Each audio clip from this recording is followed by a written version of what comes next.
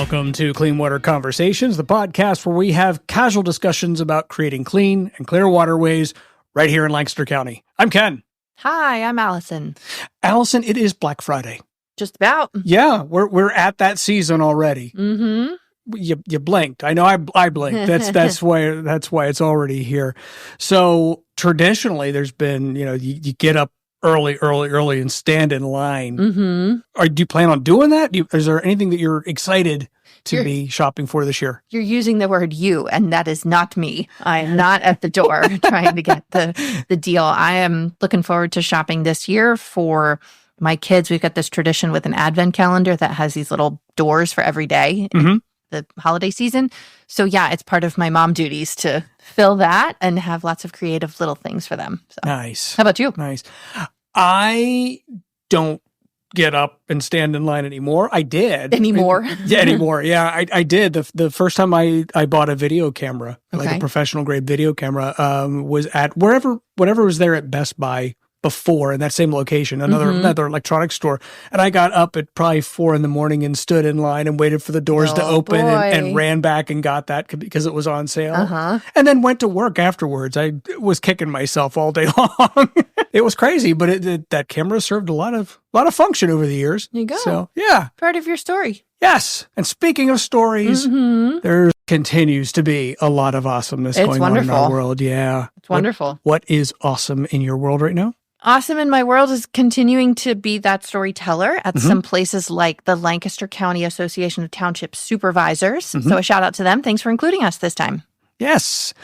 And also in getting the news out there, we have our newsletters that are coming out. They've been following a theme of our values every month. And we've been trying to show examples of those values.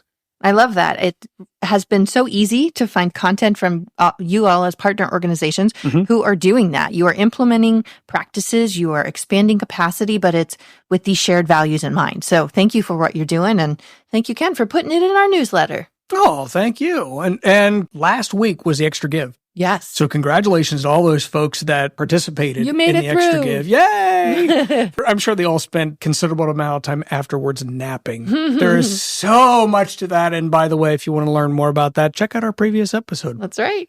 Now on to this episode. We've got a great guest. That's right. I'm such a big fan. Hilary Harp Falk is the president and CEO of Chesapeake Bay Foundation, or CBF. You will hear it referred to as CBF. We cannot buzz anyone. And she has a lot that you can learn from. Yeah, exciting stuff. Let's hit it. Going for camel rides instead of horses. Wow. Camel ride. Wow. Yep. Let's start with an icebreaker. Your icebreaker question is, if you could eliminate one thing from your daily routine, what would it be and why? I'm going to go with making school lunches. It's just a lot every day to have to make 2 school lunches for my 13-year-old and my 10-year-old. And while I really want them to eat healthy lunches, I would eliminate that or have somebody else help me figure this out. Hire a catering company to do it for you. How about that? I swear, the rate that they're all eating, we're going to need a whole company for all of our kids. Well, yeah, we're going to need a lot of food. Yeah, and they're really good they actually are quite good at making their own lunches, but I wouldn't say that they are particularly healthy when that happens. That would have been me. That totally would have been me. Oh, yeah. Shoving in bags of Doritos. Oh, yeah, of course. Yeah. Of course. Doritos. Well, cup of noodle, it's a really efficient meal, but it's not particularly healthy. There's a little bit of sodium in those, just a smidge. The joys of parenting and working and trying to do it all. So did you grow up in Maryland? I did. I grew up in Baltimore City. Usually when we talk to people that are in the conservation world, they grew up in an area where there's more nature. What brought you to the conservation mindset? Well, Baltimore does have a fair bit of nature. I think there are some wonderful efforts to increase nature around Baltimore. But it was actually my dad's work at the Baltimore Sun as a photographer and his relationship with a reporter named Tom Horton who started a partnership of getting out on the Chesapeake Bay. And my dad's father was an editor at the Herald Mail News in Hagerstown, Maryland. And so my dad spent his childhood outside fishing and camping, although sort of away from the bay. But when he came to the Baltimore Sun, he was able to do stories as a photographer all over Baltimore and actually all over the world. But his favorite stories were about the Chesapeake Bay. And when Tom Horton started writing a book called The Island at a Time about Smith Island, the two of them spent a lot of time down on the islands.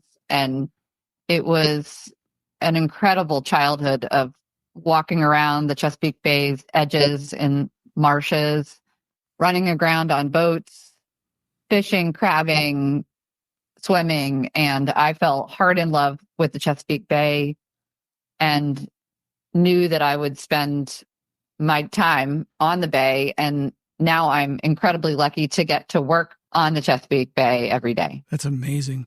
Now, was there any specific moment from your childhood that brought you from there where you just described to where you are now? Well, I'd say when I was 8, I knew that this would be my passion. I don't think I knew exactly where it would all end up, but I loved following him, and especially when he was doing stories about people and the Chesapeake Bay, which is what a lot of his work was, and the experience of watermen, of farmers. I just love to see people in places, and that really got me wondering about the health of the bay and meeting people within the community. And I just thought it was such a great community to grow up in and now to work in. It kind of sets you up for a world of networking, of connecting people together. We'll get back to that. So circling back around. Yeah, we'll come back. We'll come back. You are a graduate of Franklin and Marshall College. So there's your Lancaster connections there, which is very cool. What are some of your favorite Lancaster County memories, and what has changed in Lancaster County since your time living here?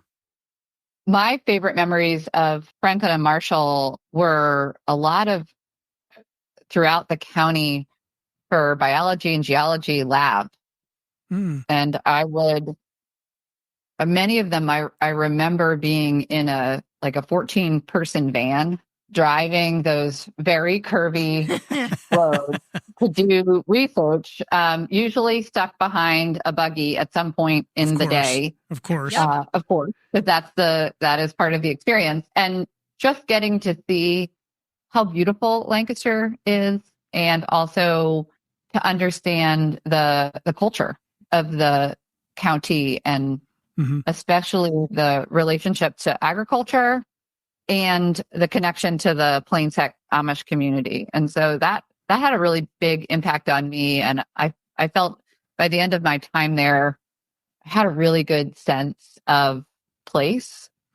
And I think that helped me a lot, and certainly continues to help me a lot in the work that I do. That all sounds very official and like proper college memories from the academic memories, because I remember you talking about spaghetti pizza. Yeah, well, there's so many good Lancaster food memories as well. And I will say that one of the things that I noticed that's changed the most is the local food movement hadn't happened yet when I was in college. And so much of that is centered in Lancaster County. And to go back now and see the incredible diversity of restaurants and connections between food and business in Lancaster County is really heartening. And so I think that's improved significantly, although I do miss spaghetti pizza and some of the other haunts around Lancaster. I also regularly correct people on their pronunciation of the town. Thank you. Yeah, I feel badly, sort of. But I make sure that everybody knows how to pronounce it correctly. That's part of the culture experience as well. So you've described some of the ways that you're connecting people, making partnerships, building networks. Those can be pretty authentic. I'm wondering, what does it look like in an example And what are some of the different scales that you've done that? Because everything from small individual one-on-one type things to entire national networks, you've got this really amazing background and experience. What are some examples that you can share with us? Yeah, I will say my love of partnerships and collaboration goes pretty far back, but maybe the best example of that is when I was able to help build the Choose Clean Water Coalition. So back in 2008, there was a group of funders through the Chesapeake Bay Funders Network led by Verna Harrison at the Campbell Foundation, and they were really interested in looking at networks of organizations and how those organizations could come together around a common goal. And the foundation had seen success in other parts of the country, especially in the Great Lakes and the Healing Our Waters Coalition, and decided that they wanted to use that model, but to bring all of the organizations, local, state, and regional, and some national groups together to protect the Chesapeake Bay. And I was working at a small think tank in DC on research around congressional coalitions and water bodies across the country. And I heard about this and I thought it was such an incredible idea, and applied to be the first director of what would become the Choose Clean Water Coalition, and worked with about 10 organizations that saw the value of this idea. And I spent my time driving around just talking to people. And I think one of the tenets of all of this is just personal relationships and trust. Yeah. And I don't know that everybody quite saw it right away, the ability of coming together. And when I was out in the Great Lakes talking to folks about the Great Lakes Coalition, I would tell them who I was, and I was from the Chesapeake Bay community. And I remember one person saying, "Oh my gosh, those folks are tough. They're never going to work together." So I knew I had my work cut out for me, but I also knew some of the individuals who were working at the local level and some folks who were working at the state level. And these were really good people. And so we started with a couple focal points. So I think one of the other things is early on, it was helpful for folks to see a path or a vision and some specific work. At the time, it was getting ready to support the Chesapeake Clean Water Blueprint, or the Total Maximum Daily Load for the Bay, lovingly acronymed TMDL. Well done. Yep. Very good. Thank you. And so we just started having these conversations and talking about the potential. And early on, I don't know that everything went just the way it was supposed to go. But what started happening are convenings of groups, people coming together who didn't have close relationships, or some who did, but on different issues. We spent a lot of time at doing dinners together and talking about what we could do together. And then we started to see some early success in increasing the federal appropriations for the EPA Chesapeake Bay program. I know. I was trying to get it in sorry. before we did that. That's good. EPA stands for Environmental Protection Agency. There we go. Sorry about that. No, fair enough. And I think people saw how effective working together was, especially around a common goal, and that it was the relationships and the network that ended up sustaining the community and brought so many wonderful things to all of us. And so it was such a privilege to be part of the formation of the Choose Clean Water Coalition. And it's been really fun to see its success over the last 15 years. That's fantastic. So I'm hearing you say things like time driving to them, pathways with goals that people can see ahead of them, and those focal points, whether it's topics or regions. Those are some of the essentials of success. Then it also is important, I think, to acknowledge that you're saying this doesn't happen overnight. This is a longer-term game. Yeah. This is a commitment that people make for the long term in mind. Am I correct in those? And what have I missed? Or what are there specific examples that you call out now, thinking back, like the amount of time that's passed since then? It's the Choose Clean Water Coalition, for example, has grown so much, and you really set the stage for that. You made that possible. I'm wondering, are there specific examples where those 3 or 4 things were the essentials and now have resulted in something that you're seeing that's on a completely different scale? Yeah, and it actually, your question reminds me of this early days, and I think we had put in some early grant proposals that we would be able to update the Chesapeake portion of the Clean Water Act, Section 117. And I think there was another goal around the Surface Transportation Act. So there were some very specific policy goals, and we failed at both of those things early on. And I remember going into that meeting, I was very nervous about this meeting, by the way. And I go in and I'm like, we didn't do the tactic that we said that we would do. And this wonderful person on the other side of the table was like, let me just stop you right there. I'm not funding the coalition to pass a specific tactic. I'm interested in building something bigger than its parts. Wow.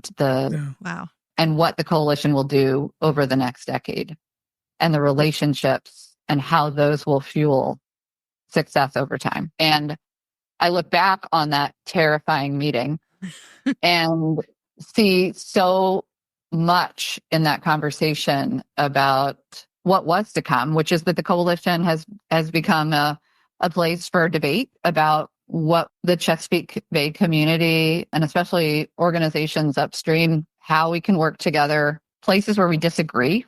I think it's a really effective place to talk about disagreement and to disagree thoughtfully. And it's been successful in so many different ways of holding the community together around some big decisions and advocacy and threats to appropriations over different timescales. And now is been really focused on the 2025 deadline for the current set of agreements and thinking about the future. So true. So true. I'm curious, to keep building on that. You mentioned something that to me sounds like accountability and setting the space to be in a potentially conflict-related conversation. And so are those some of the biggest challenges that you're seeing for large-scale conservation networks? I mean, that could be at the region for the Chesapeake Bay or the national scale, or it could just be one small neighborhood. So I'm curious if those are 2 things that you're seeing, and if there is something else to add to it. And how do you navigate those challenges? I think when the work around clean water started in its current state, so when the Clean Water Act was developed in the 70s and through the last several decades, we were really hyper-focused on clean water. And in the age of climate change, things look really different. And so when I think about your question, I also think about just the complexity of issues facing the world and frankly, a community that, especially at the beginning, it wasn't very inclusive. And so we've seen over the last decade a lot of questions about what does this work look like in the 21st century, given that we're in the age of climate change? How do we ensure that we are addressing environmental injustice and the communities that are facing the greatest impacts around air quality and water quality? And I think that has made our work more complex and really hard. It's made it harder. I think it's also made it a more complete story. Oh, yeah. When we think about all of these issues in these places, I think we were only telling part of a story, and we are now telling a much bigger story and more complete one. I love that. You use the word inclusive, and I think that helps us redefine success, both at the local level and the regional level. So, yeah, thank you for that language. You put together several fairly substantial networks. Now, for someone who would be, this is kind of crazy, but for someone who would be trying to put together a network or even merge existing networks, what would your advice to them be? I mean, I think you just start with listening to people about what they need and who they are, what their vision is for the future. And when you start asking people those somewhat simple questions, I think you can quickly build networks through those conversations one-on-one. And I think people really want to be working together on some of these bigger issues. And making these problems bigger means that we can have more people who are part of the solution. And I think that the challenges exist, but we're all built for problem solving. I mean, I think that's what I see every day at the Chesapeake Bay Foundation and across the community. We all want to be part of a solution and part of a exciting and positive vision for the future.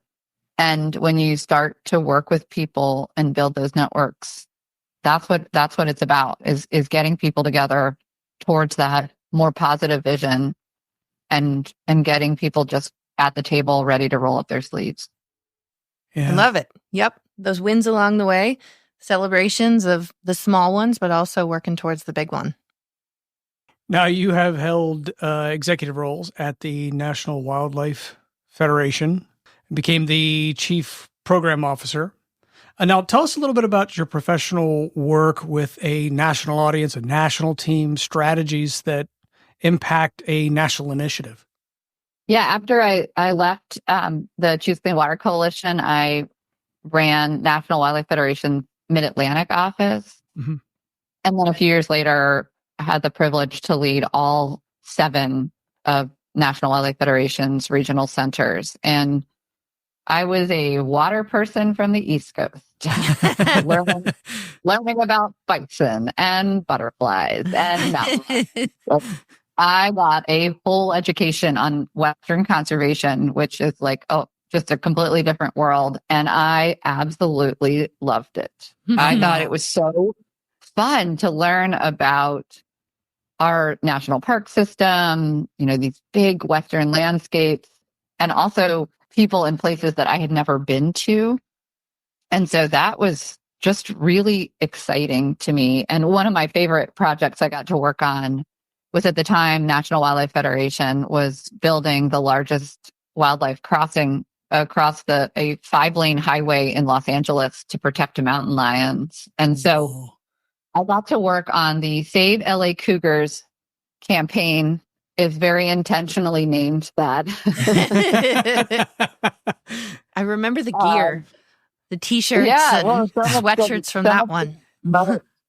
I didn't know a lot about connectivity and Western landscapes. And I spent a lot of time in California learning about mountain lions, and that was just a wonderful time for me. And I also think that those experiences and working at a national level and seeing how a place like the Chesapeake Bay and the people and challenges here were replicated in various different ways across the country. So we were seeing how people and nature were in these interconnected challenges. And sometimes it was water quality, sometimes it was water quantity, sometimes it was these landscapes that were being cut up by roads. But there was so much common challenge, and I love both the differences between all those different places across the country and all of their similarities. Huh. Now, in the difference out there, I mean, did you have to evolve your leadership style? Well, let me take a step back. What is your leadership style? I would say, in one word, it's collaborative. Mm-hmm. And people who know me could probably just tell me that was. I love working with people, and I love leading and partnering with teams. And so for me, it was the first time I managed a team that I didn't get to see every day.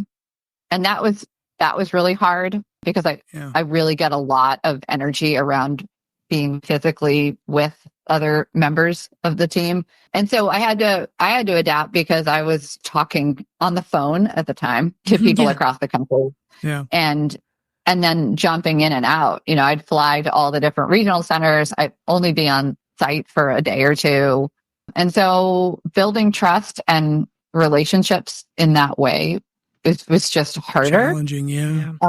But I did, once we were moving more to Zoom and other formats, we got, into a really good rhythm around understanding what people's experiences were, spending enough time physically with them and travel to get a sense of what individual folks were facing, whether that was work out in the world or, team dynamics. And so I got really used to it, which was good because of course the pandemic hit, right after that. And so everybody was virtual. Mm-hmm. And so I was pretty set up at the time because I was used to being on the phone or on Zoom talking to folks across the country. I realized so much about leading was being clear, and that's harder to do at a distance too. And so finding ways to just be really honest with folks, and that you can also do that by being kind. Those years for me at National Wildlife Federation were just a masterclass in management and leadership. Some what was taught, and I had the incredible opportunity through the International Women's Forum as a fellow to learn management and leadership classically. Mm-hmm. But so much of it was just watching other leaders that I saw were, in my mind, shared my values, were clear and kind and collaborative. And so I spent a lot of time just following, modeling, until I had a better sense of how I wanted to lead. Mm-hmm. And was able to do that partly by making plenty of mistakes, and learning from those mistakes and just trying to do better. Well, one of the ways that you've already started with that there's lots of ways that you've already started with that. One of them is the strategic planning process that you've led with Chesapeake Bay Foundation. And I know that a big part of that is being more people-centered, including more upstream areas like Lancaster. What are some of the ways, or what are some of the triggers that you brought to that process? I'm hearing you say leadership style, and I think what you described is perfectly fit for that, of just being kind and being inclusive. And so, I'm curious to hear more of your comments and stories about that strategic plan as a tool and as a process for CBF. So I would say I have had lots of good and bad strategic planning experiences, like most people. I feel like you say strategic plan and you get like a visceral response from people. Yeah, some people will completely recoil and others are like, confetti, I love this. But I have found with strategic planning processes that the more that you can take a step back, get feedback from across the community, from your friends, from maybe some folks that aren't really all that enamored with your work, something that is co-created with board and staff, then at the end of the process, you're getting, there is a formal approval. But by that point, you've asked all the hard questions. You've gotten all the hard feedback. You've taken your time. Maybe you're a little exhausted. And I will say at this point, we're all a little exhausted with strategic planning. But I feel like in the end of this, we're going to get, and we are getting, a really clear picture of where we need to go, the Chesapeake Bay Foundation's best role in that, and a plan to change. And in its essence, a strategic plan is a plan to change. And I'm incredibly proud of the work that the team has done, the hard questions we've asked. And I'm excited this winter and over the spring to roll that out and talk to people about our work and where we're headed. Now, you had mentioned the 2025 deadline. There over the years, there have been, we'll call them, some contentious views by some in the Chesapeake Bay area towards Lancaster County, and some justified, I think. Especially with the amount of agriculture that we do here, it creates a lot of things that go downstream. Have those views, in your opinion, changed in recent years? I think they have. And when I came back to the community after leaving for 20 years on national conservation work, I took a hard look at where the Chesapeake Bay Foundation was and where the community was. And I just didn't feel like blaming and shaming Pennsylvania was getting us anywhere. Yeah. And frankly, it meant that we were not talking about the pollution that Virginia and Maryland and some of the other Bay states were contributing. Mm-hmm. And Pennsylvania has a lot of work to do. I mean, I think there's no question. Yeah. But my goal was to move from blame and shame to building capacity and accountability. And I think that's where we need to support the great work that's being done in Pennsylvania. I think there are so many exemplary efforts going on, many of them with Lancaster Clean Water Partners. Mm-hmm. And I'll just go ahead and plug you guys right then. And I'll do it again over and over. I'm so excited. And when people ask me, I was doing a talk in St. Michael's with the Chesapeake Bay Maritime Museum, and somebody stood up at the end and said, "What's the Chesapeake Bay's biggest challenge and what gives you hope?" I was like, well, that's easy. Lancaster, Pennsylvania. Some of our biggest challenges, and also so much potential and hope. And if we can take and channel our energy to something that's much more positive, I think we'll just get a better result. Yeah. And I also love, with the passage of the whole Watershed Act in Maryland, which is a piece of legislation that passed last year, a lot of the models that they were looking at are from Pennsylvania. And so to have Pennsylvania be leading and showing the way for Maryland, I think is just a perfect example of what's possible when we focus our positive energy on this longstanding challenge. And it goes back to what you were saying about more people working on a big problem. My dad would have said, "Many hands make light work." You know, not that any of it's really light work, but certainly makes it a lot lighter by comparison.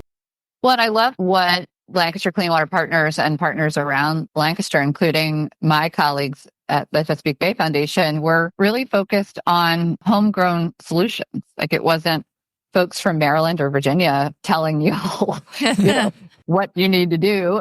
But frankly, community members in Lancaster looking at this challenge and wanting to improve their community. And I think it's such a great model for every community, where you can focus on challenges, but also the benefits to people, and looking at the heritage of Lancaster and how important the story of agriculture and water quality are to the community there. And then also, frankly, what that will do for those of us that live downstream. And I think cheering on the communities that are really willing to roll up their sleeves and do the work, and trying to find every way that we can support the capacity.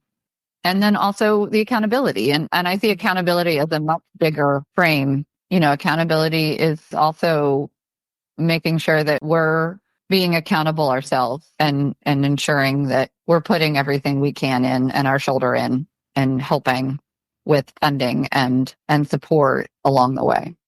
Yeah, that's been amazing. I think that Pennsylvania has this thing about local control and local decision making, but it is because the local water improvements, those are what we'll see here. Yeah. And so when we talk about clean and clear by 2040, that's for Lancaster's waters, but it will literally trickle downstream. Yep. And so that success story, it has this local focus, but it also is part of a bigger story of the entire Bay watershed. And yes, working as a entire Bay watershed community is a big piece of this, both for resources and support, but also accountability. So I completely hear what you're saying. And I think what we've experienced with things like the countywide action plan or the CAP, like that's our local contribution to Pennsylvania's watershed implementation plan. So those are things where we need some Bay numbers, or things that are driven by Bay related goals, but they still help us achieve the local goals. The process is done locally. It needs all those voices. It needs the network that you described. So I'm curious, with the end of the year coming up, what do you want the Bay watershed headlines to be in 2025?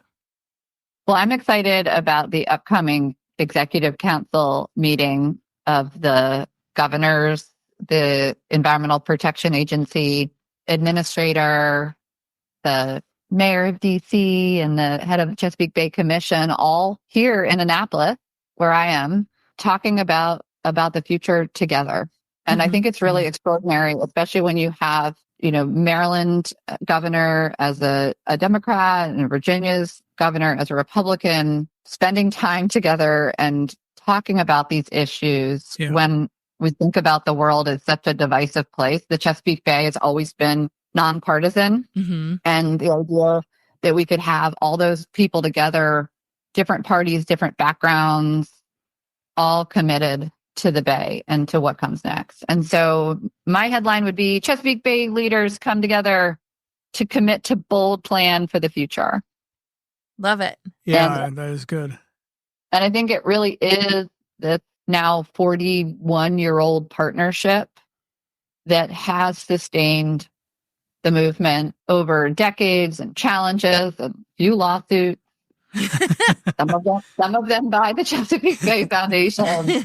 Well, it's still, like, people are still coming back to the table, and to me, that's what sustained us. And there is so much to be excited about. And so I hope, even with all of the challenges that we have, that we're still celebrating success and thinking about this very exciting future where we have clean streams in Lancaster, and we've got oysters all throughout the Chesapeake Bay, and we've got living shorelines and vibrant communities in Baltimore and Norfolk. And I just think all of that together continues to fuel me and our work to build this exciting vision for the future. So true. So true. I'm curious, you guys have a presence across the 64,000 square mile watershed. What's the piece that your Pennsylvania team within the Chesapeake Bay Foundation is kind of most excited about or leaning into? Well, they love working with you. So I'll start with that. Likewise, the feeling is mutual. I think it's so great to see how the Chesapeake Bay Foundation Pennsylvania team and partners have focused on these sub-watersheds that really need the most attention, and focusing on those places that are currently on the Environmental Protection Agency's dirty waters list and trying to, one by one, remove them. Because I think one of the biggest challenges that we face from a communication standpoint is getting the public to believe that what we're doing is possible. Right. It's a really big effort. It's one of the biggest restoration efforts in the world. And we've got a long way to go. And so to show in Lancaster County that we are putting points on the board as a community, that we're making progress, that we're moving streams from the dirty waters list to the clean waters list, I think is a great model for how we move forward. And so I love that that's where the Pennsylvania team at the Chesapeake Bay Foundation has put so much of their time working directly with farmers, with communities, with partners to make progress on the ground. And I also love that the team has been so committed to advancing state policy, which is really hard to do in Pennsylvania. Yeah. For those listening, and to work with so many great legislators at the state level and the governor to get the Clean Streams Fund and associated agricultural cost share program funded at $50 million. Those are things that I think are so critically important to our collective success and where we will continue to be spending our time and energy. And for all the people that made those things happen. There we go. Those are huge. Yes. They make such a big difference. So thank you to the Pennsylvania team and the support from the entire organization for that. And now we have come to my favorite part of the show. It's trivia time. Hilary, you went to F&M, as I mentioned before, and you played squash at F&M. I did. I'm learning things from your friends. That's all I can tell you. So your question is, where did the game of squash originate? I mean, I'm going to go with England. I'm going to go and give that to you. Yeah. Squash has its origins in an older game called rackets, and that game was played in London's prisons in the 19th century. Oh, wow. I did not know any of those things. Neither did I until I looked them up after I found you played squash. How did the game of squash get its name? Well, I actually don't know the answer to that question, but in squash, you smack the ball really hard and it kind of smushes the ball. And so I'm going to say that's exactly totally how. Right. You are absolutely correct. Around 1830, boys at the Harrow School noticed that a punctured ball would squash on impact with the wall. That is exactly the correct answer to that. I am so impressed. Wow. I was really good at guessing, by the way. I would tend to agree. So your sons play baseball. They do. In what Pennsylvania town is the Little League World Series played? Oh, I know that. Think Bucknell. Cheater. I will go ahead and say Williamsport. It is indeed Williamsport. This one is going to be really hard to guess. How many innings were played in the longest Major League Baseball game until it was called? Meaning until they said, okay, we're done here. 23. Oh, you know what? I'm going to give that to you. Yeah. You're so close. It's 26, and it lasted 3 days. It was between the Brooklyn Robins and the Boston Braves in 1920.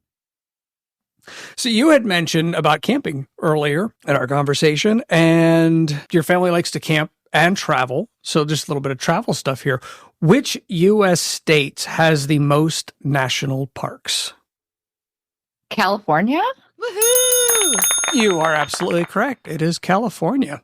And I don't have And they do have some really, really beautiful national parks in that state. Yeah.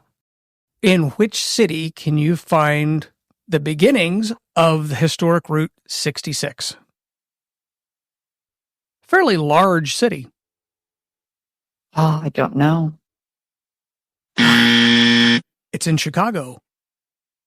You have lived on 2 different islands. One of them was in the Chesapeake. According to historians, over 400 islands in the Chesapeake Bay have disappeared in the last 3 centuries because of what? Erosion, sea level rise, subsidence. That's what we're after, yes. Yep. Rising sea levels. I got one more for you here. Tangier Island was discovered, I'm using air quotes, was discovered by Captain John Smith and is home to the Chesapeake National Historic Trail and the Star Spangled Banner Trail National Historic Trail. Wow, that's a lot. What name did John Smith give the island, now known as Tangier? I don't know. Is it Smith Island? You're going to kick yourself. He named it Smith's Isle. Really? Yes, he did, but it was spelled with a Y. Uh-huh. So that's our trivia. Thank you for your authentic answers and sticking with us through lots of different kinds of topics here. And I can honestly say this is one of those podcasts where it's like, oh, I wish we had more time. I want to learn more. Oh.